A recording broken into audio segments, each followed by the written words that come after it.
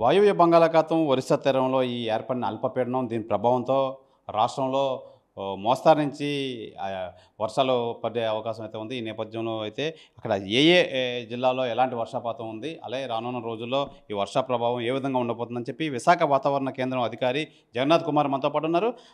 జగన్నాథ్ కుమార్ గారిని అడిగి తెలుసుకుందాం. సార్, ఈ బంగాళాఖాతం ఒరిస్సా తీరంలో ఉన్న ఈ వాయుగుండం ఏ విధంగా ఉండబోతుంది, రానున్న రోజుల్లో వర్షాలు ఏ విధంగా ఉండబోతున్నాయి, ఏ జిల్లాలకైతే ఈ తీవ్ర ఎఫెక్ట్ అయితే ఉండబోతుంది? ఒకటి, నిన్న వాయువ్య బంగాళాఖాత పరిసర ప్రాంతాల్లో ఉన్న ఉపరితల ఆవర్తనం ఈరోజు ఒరిస్సా తీరానికి వెంబడి వాయువ్య బంగాళాఖాత పరిసర ప్రాంతాలలో అల్పపీడనంగా పరిణామం చెందింది. ఈ ప్రాంతానికి దగ్గరలో ఈ అల్పపీడనం దానికి అనుబంధంగా ఒక ఉపరితల ఆవర్తనం 7.6 కిలోమీటర్ల ఎత్తు వరకు వ్యాపించి ఉండటంతో పాటు నైరుతి దిశకు వంగి ఉన్నది. రాబోయే 48 గంటల్లో పశ్చిమ వాయువ్య దిశలో ఈ అల్పపీడన వ్యవస్థ పయనించి మరింత ప్రస్ఫుటంగా సుస్పష్టంగా మారే అవకాశం కనిపిస్తుంది. దీనితో పాటుగా దేశంలోని వివిధ ప్రాంతాలైన గంగానగర్, సిర్సా, ఆగ్రా మీదుగా సంబల్పూర్ మీదుగా ఈ అల్పపీడన వ్యవస్థ దానికి అనుబంధంగా ఉన్న ఉపరితల ఆవర్తనం మీదుగా 1.5 కిలోమీటర్ల ఎత్తు వరకు నైరుతి ఋతుపవన ద్రోణి విస్తరించి ఉన్నది. ఈ కారణాల వల్ల రాష్ట్రంలో ముఖ్యంగా మొదటి రోజైన ఈరోజు రాబోయే 24 గంటల్లో అత్యధిక ప్రాంతాల్లో తేలికపాటి నుంచి మోస్తరు వర్షపాతం నమోదయ్యే అవకాశం ఉంది. రేపు ఉత్తర కోస్తా జిల్లాల్లో పలు ప్రాంతాల్లో పడే అవకాశం ఉంది. దక్షిణ కోస్తాలో ఈరోజు పలు ప్రాంతాల్లో, రేపటి నుంచి ఒక 3 రోజులు కొన్ని ప్రాంతాల్లో తేలికపాటి నుంచి మోస్తరు వర్షపాతం నమోదయ్యే అవకాశం ఉన్నది. రాబోయే 5 రోజులు కూడా ఉత్తర కోస్తా జిల్లాల్లో ఉరుములు మెరుపులు కొనసాగే అవకాశం ఉంది. దక్షిణ కోస్తాలో 3 రోజులు అటువంటి పరిస్థితి ఉంది. ఇక సుస్థిరమైన బలమైన రుతుపవన గాలులు 40 నుంచి 50 కిలోమీటర్ల వేగంతో వీచే అవకాశం రాబోయే 3 రోజుల్లో కూడా కోస్తా జిల్లాలపై ఉంది. తదుపరి 2 రోజులు 30 నుంచి 40 కిలోమీటర్ల వేగంతో వీచే అవకాశం ఉంది. ఇక ఇప్పుడు ప్రస్తుతం ఉన్న ఈ ఎఫెక్ట్, ఈ థ్రెట్ తీరం ఎప్పుడు దాటిపోతుంది? తీరం దాటే సమయంలో మోసంగా ఒక భారీ నుంచి అతి భారీ వర్షాలు కురిసే అవకాశం ఉంది. ముఖ్యంగా ఇది కేంద్రీకృతమైన వ్యవస్థ కాదు, ఇది అల్పపీడన వ్యవస్థ కాబట్టి అది మూవ్ అవుతుంది. మూవ్ అయ్యే ప్రాంతాల్లో వర్షాలు పడే అవకాశాలు ఉన్నాయి. దీనికి విండ్ స్పీడు మామూలుగా 40 నుంచి 50 కిలోమీటర్ల వేగంతో ఉన్న ఏరియాస్ కూడా మీకు తెలియజేయడం జరిగింది. ఈ ప్రాంతాలలో మీకు స్థూలంగా చెప్పాలంటే ఈ బ్లూ కలర్ ఉన్న ప్రాంతాల్లో, లైన్ కాంటూర్ ఉన్న ప్రాంతాల్లో 20 సెంటీమీటర్లు లేదా అంతకన్నా ఎక్కువ వర్షపాతం పడే అవకాశం ఉంది. ఈ ప్రాంతంలో, రెడ్ కాంటూర్ ఉన్న ప్రాంతంలో 12 నుంచి 20 వరకు పడే అవకాశం ఉంది. తరువాత ఈ గ్రీన్ కాంటూర్ ఉన్న ప్రాంతంలో 7 కన్నా ఎక్కువ వర్షపాతం నమోదయ్యే అవకాశం ఉన్నది.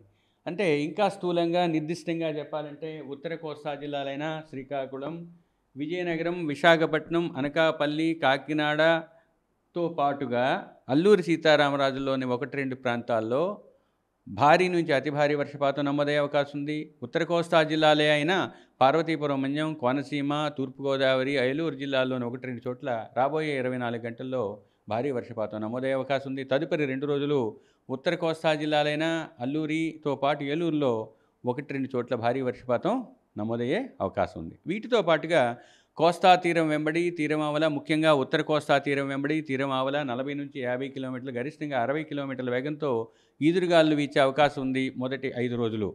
దక్షిణ కోస్తా తీరానికి ఆనుకుని, ఉత్తర కోస్తా తీరానికి ఆనుకున్న దక్షిణ కోస్తా తీరంలో 2వ రోజు నుంచి 4వ రోజు వరకు అటువంటి పరిస్థితి ఉంది. కాబట్టి ఈ 5 రోజులు పైన తెలిపిన ప్రాంతాల్లో పైన తెలిపిన విధంగా మత్స్యకారులు వేటకు వెళ్ళవద్దని హెచ్చరికలు జారీ చేయడం జరిగింది. ఉత్తర కోస్తా తీరం వెంబడి ఉన్న ఓడరేవులైన కళింగపట్నం, భీమునిపట్నం, విశాఖపట్నం, గంగవరం, కాకినాడల్లోని ఓడరేవులపై 3వ నంబర్ ప్రమాద హెచ్చరికని ఎగురవేయడం జరిగింది.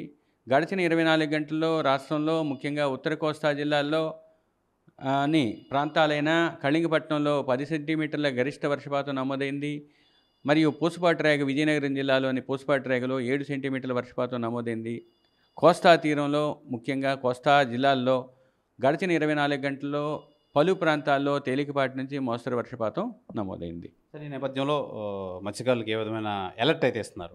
మత్స్యకారులు 5 రోజులు ముఖ్యంగా ఉత్తర కోస్తా జిల్లాల్లో తీరం వెంబడి ఉన్న ఓడరేవుల్లో తీరం వెంబడి తీరం ఆవల ఉన్న ప్రాంతాల్లో వేటకు వెళ్ళవద్దని హెచ్చరికలు జారీ చేయడం జరిగింది. మరియు 2వ రోజు నుంచి 4వ రోజు వరకు ఉత్తర కోస్తా తీరం వెంబడితో పాటు దక్షిణ కోస్తాలో కొంత ప్రాంతం వరకు కూడా ఇటువంటి పరిస్థితి ఉన్నందువల్ల ఈ పైన చూపించిన మ్యాప్లో చూపించిన విధంగా అక్కడున్న బూడిద రంగులో ఉన్న ప్రాంతాలలో మత్స్యకారులు వేటకు వెళ్ళవద్దని హెచ్చరికలు స్పష్టంగా తెలియజేయడం జరిగింది.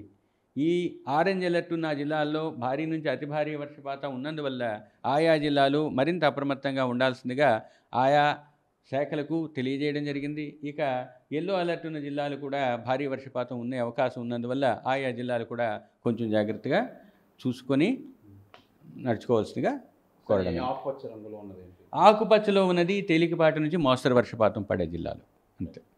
ఇది ప్రధానంగా మనం చూసుకోవచ్చు. ఈ ఈ ప్రభావంతో రానున్న 2-3 రోజులు అయితే ఈ విస్తారంగా వర్షాలు అయితే కురిసే అవకాశం అయితే ఉంది. అయితే మనం చూసుకోవచ్చు ఈ మ్యాప్లో చూపించినంత వరకు ఈ ఆరెంజ్ ఏదైతే ఉందో అది ఈ వర్షాలు తీవ్రత అయితే ఎక్కువ ఉంటుంది.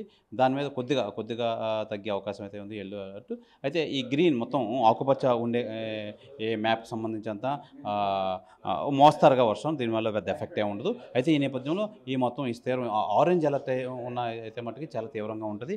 కాబట్టి ఈ కోస్తా తీరంలో ఎవరైతే ఉన్నారో ఈ మత్స్యకారులు మొత్తం అసలు వేటకు వెళ్ళే అవకాశం అయితే లేదని చెప్పారు. వేట వెళ్తే చాలా ఇబ్బంది పడతారు. అయితే రానున్న 2-3 రోజుల్లో అయితే ఈ ప్రభావం అయితే ఉంటుంది. ఈ వర్షాలు భారీ నుంచి అతి భారీ వర్షాలు కురిసే అవకాశం అయితే ఉందని చెప్పి విశాఖ వాతావరణ అధికారి జగన్నాథ్ కుమార్ అయితే తెలియజేస్తున్నారు. ఇది ఈ వాతావరణ పరిస్థితి.